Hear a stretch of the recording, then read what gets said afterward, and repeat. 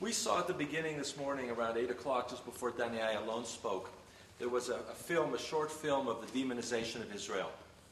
Every one of those scenes that you saw could have been, or were, very much supported by, and often caused by, non-governmental organizations. Groups that claim to promote human rights, that promote humanitarian aid. Mike Wine knows about Oxfam, and I actually should talk to you about what's going on between the community leadership and Oxfam. Human Rights Watch, Amnesty International. The Goldstone report would not have existed had it not been for Human Rights Watch and another 150 NGOs that campaigned vigorously. But Goldstone certainly was a product of Human Rights Watch, and I'll show you some of the detailed aspects of how the NGOs influenced that process. So I want to spend just a couple of minutes reminding you, I think most of you have heard me do the longer version. This is a shorter version, so I'm just going to do it as shortcuts. And then tell you some of the things that are being done, that NGO Monitor is doing, that the Israeli government is doing, and particularly what needs to be done in this war, which is very much a product of the exploitation of the language of human rights, of humanitarian assistance, of democracy, of peace, by these very powerful and very wealthy NGOs. The lawfare cases against, most recently Ehud Barak, but also of Moshe Ya'alon, against a whole series of Israeli officials. We're talking about approximately 500 cases that are being prepared against Israeli officials, are all being funded and being controlled by NGOs.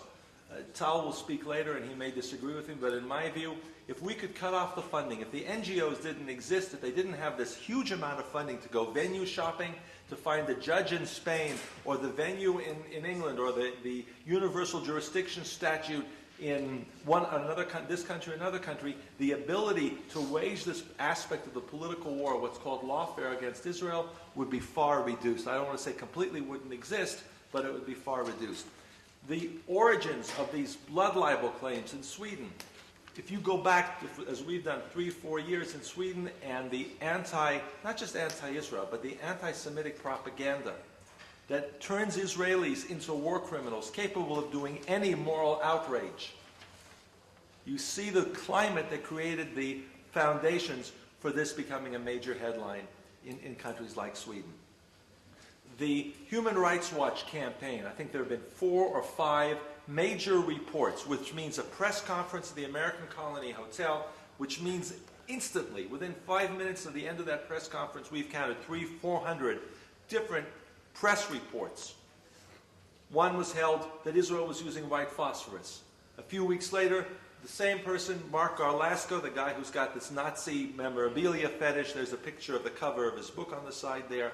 He's the main author of the report that charged Israel with using secret drone technology to kill innocent Palestinians.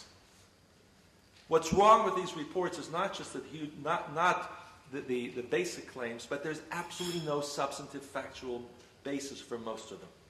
They are strictly part of the demonization of Israel, run by an organization whose Middle East division and its military expert, Mark Garlasco, are dedicated to promoting this process of delegitimization of Israel through the Durban process. More cases of NGO lawfare, the recent case against Ehud Barak that was begun in England, which was mainly for publicity. None of these cases have advanced anywhere near any kind of trial or conviction.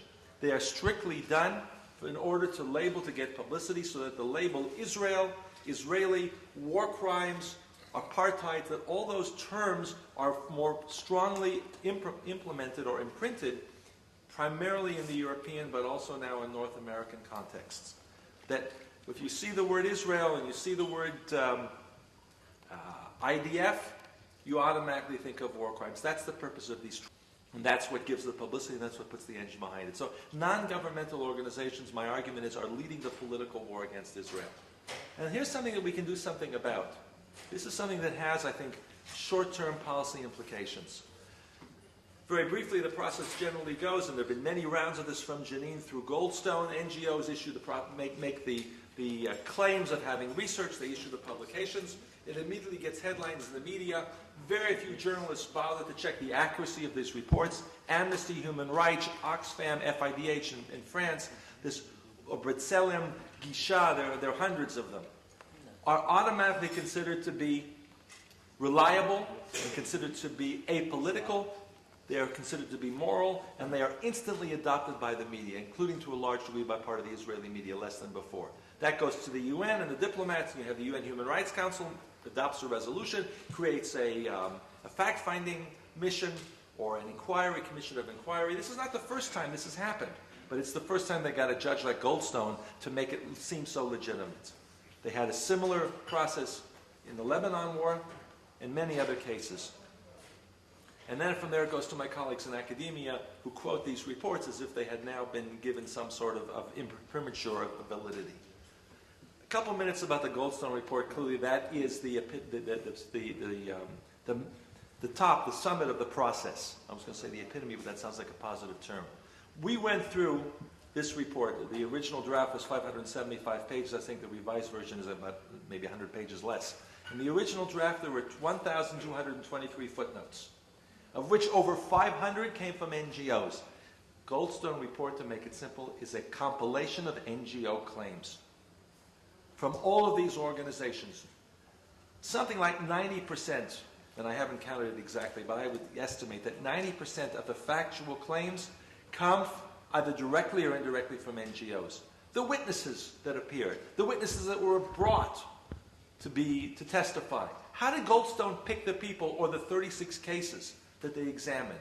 They all come from the NGO campaigns that were conducted before, during, and after the Gaza operation.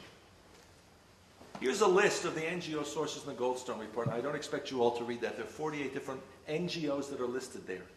The ones in red are funded primarily by European governments. Government funding going to non-governmental organizations primarily to promote the demonization of Israel. Again, if you take the NGOs out, there's no Goldstone report. If you take the European-funded NGOs out, you're half a Goldstone report. The NGO, the power of the NGOs have reached their epitome in the Goldstone process. Now what's important, and that's what I said I would focus on in particular, is what you can do about that, the counter strategy. I think NGOs are vulnerable. They've just never been examined before. They've always been allowed to function and promoted through the halo effect. NGOs are good, they're moral. Who could say anything bad about Amnesty International or Human Rights Watch until you begin to look at the details? So the first stage is naming and shaming. And I'll talk about this in a couple of examples. Focusing attention on their bias, their lack of methodology, the facade of doing research, that needs to be taken on. It needs to be taken on consistently. It needs to be taken on in many different areas. In the international legal community, in the International Bar Association put out recently, a couple of months ago, in June, a guideline for fact-finding called the Lund Guidelines. And Goldstone violated every single one of those guidelines. And that needs to be focused on. The report, Goldstone in his op-ed in the Jerusalem Post yesterday said, everybody's attacking me, nobody's showing that the substance is bad. That's absolutely false. It's a blatant lie. The Foreign Ministry has issued 2 major documents. I'll leave that to Tal to talk about.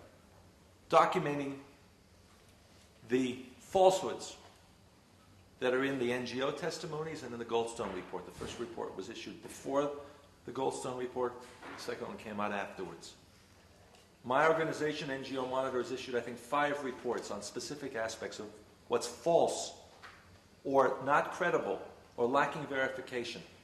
There are many, many claims that cannot be substantiated or completely be shown to be based simply on Palestinian claims. There's one I'll just talk about very briefly. One of the major incidents involves the Abu Rabu family.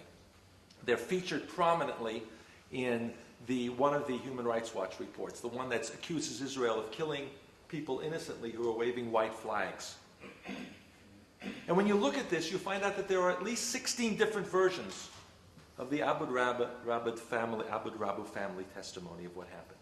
And it keeps evolving from the date of the incident, I believe was the 8th of January.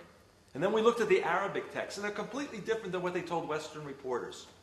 The process is always the same. You go to the American Colony Hotel, you get a fixer, usually one of the very small number of fixers, I think there are about half a dozen that take you to Gaza, and they take you to talk to the same people, and they tell you the stories of terror, that Israel's responsible for all sorts of terrible things that happen to them. And then you find out that this family was involved in internal politics and struggles between Fatah and Hamas, and they're positioning themselves. And therefore they want to embellish and enhance their story. Now, I don't know if some members of the family were killed, but I do know that many of the people who were claimed to be killed, that had showed up on lists of casualties, were definitely involved with Hamas. We have at least 3 good sources of the information. One is the ICT, the Institute for Counterterrorism at in Herzliya, the IDC. One is the work that was done by Yossi Dakoach Halevi. And the third one was through the IDF sources, the Israeli government. So we know the names of the people. These are not innocent family members who were attacked without reason and slaughtered by the IDF. And their stories don't check out. They keep changing. So focusing on the factual errors, and there are many other examples on the mosque case that Goldstone talked about in his press conference, and many other examples. So confronting directly Goldstone and the report with the factual errors is extremely important. That's part of the naming and shaming process. Influencing the funders is very important. Go to the people who give the money.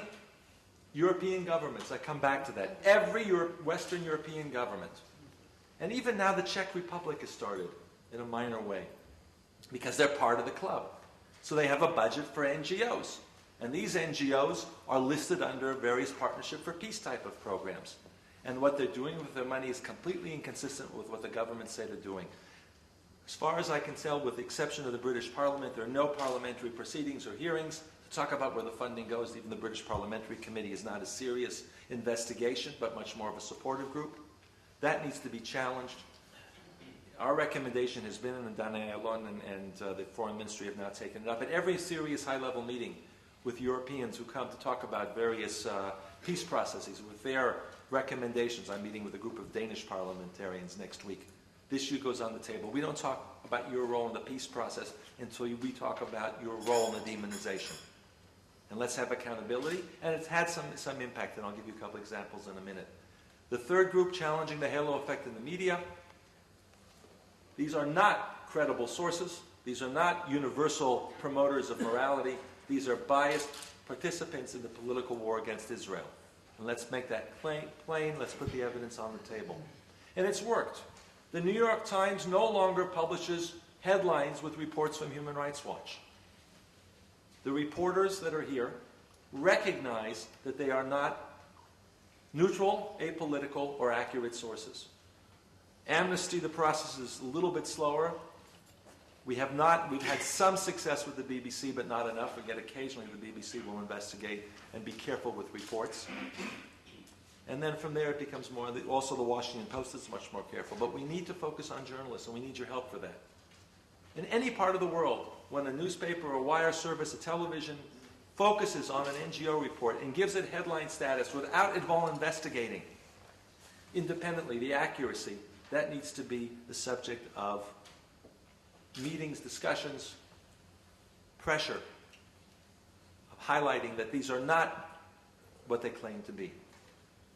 Confronting the NGO officials themselves, engaging in debates.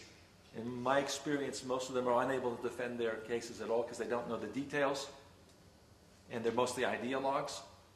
And I had a debate with somebody from Amnesty in Boston who spoke entirely in his half-an-hour presentation about how much they did for Soviet Jewry in the 1970s and 80s. Wonderful. Where are you now? Because he didn't want to deal with the reality now. And I think we need to have more of those kinds of debates, including with Oxfam and others. And then building coalitions, and it's growing. There are enough people now looking at the NGOs and finding out cases like having Mark Arlasko from Human Rights Watch being a Nazi, obsessed with Nazi, a Nazi fetishist, actually. Educating the political and diplomatic elites, meeting with members of parliament, showing where their money is going, demanding accountability, working with the Taxpayers Alliance. If they're not pro-Israel, at least they should be shown how their money is being wasted and is counterproductive. And finally, we're having greater impact on the Israeli government. On December 1st, we're going to be having a conference in the Knesset on the political role of NGOs and their sources of funding. and discussion of legislation that would require transparency, that you could no longer be receiving money anonymously from any government and conduct events without advertising and proclaiming what the source of the funding is. In the United States, there's legislation that requires anybody who receives foreign government funding for political lobbying to register as an agent of a foreign government, which sounds sinister. In the United States, it's just considered to be a lobbyist. But it makes a difference if you're getting money from Gaddafi and you go see a congressman about some sort of political issue, that it's obvious to everybody that you're an agent of the Libyan government and where your money's coming from. In Israel, there's no such legislation. And we're talking about European funding of at least 150 million euros a year. That's what we know about. Doesn't discuss what we don't know about. That's major money for political NGOs. I'll just talk very briefly about what we've done with the Human Rights Watch. That was, Malcolm's not here, but that was, I think, 5 years ago. I think I spoke for the first time at the President's Conference, both in New York and here, about this process. Human Rights Watch, because it's seen as, and was founded as a Jewish organization by Jewish funders based in New York, has a lot of high reputation for being apolitical, for being accurate, for conducting research, except when it comes to Israel. Their Middle East division is run by two ideologues, Sarah Lee Winston and Joe Stork, who were very strongly campaigning against Israel before they went to the human rights business. They're primarily anti-Israel ideologues. Their entire Middle East division is different than anything else in Human Rights Watch's framework. And by focusing on them and then uncovering Garlasco and demonstrating how their reports contain a huge amount of false information, we've succeeded in helping to convince a number of board members to resign. We expect to see some public statements by some of the founders in the very near future on how Human Rights Watch has betrayed their basic principles, which are supposed to be focusing on those regimes and societies where human rights violations are a daily event, not focusing on Israel bashing. And our main purpose is to get the board to change the entire structure of Human Rights Watch. It takes a lot of work. And if any of you know members of the board, the same process, it's somewhat different, can be applied to Amnesty and to Oxfam. The people who provide the legitimacy. Most of the people who work in these, this is my last couple of sentences, but most of the activists are not going to be convinced. Ken Roth is going to be anti-Israel no matter what anybody says to him. But the people who sit on his board, who provide legitimacy, the facade that this is a neutral human rights organization, or in the case of Oxfam, a neutral humanitarian aid agency, they're the ones that I think can be convinced that both their own reputations and the moral framework in which they operate are not being served by continuing to be part of these kinds of processes. It's a long and difficult discussion. It took us about 5 years to get to where we are at Human Rights Watch. But I think it shows that it's doable and needs to be engaged. We can also, I think it's very important also to go further than that. We're working in the medical community to set up a whole project on how NGOs, we call it medical malpractice, use false claims that Israel is responsible for all the suffering, the medical suffering of Palestinians in Gaza, whether it's in the Lancet, the British Medical Journal, or elsewhere. Each of these areas can be approached. Each of these areas can be taken on. And I think the power of the NGOs in 5 years can be reduced significantly through consistent action. Thank you. Thank you, Dr. Steinberg.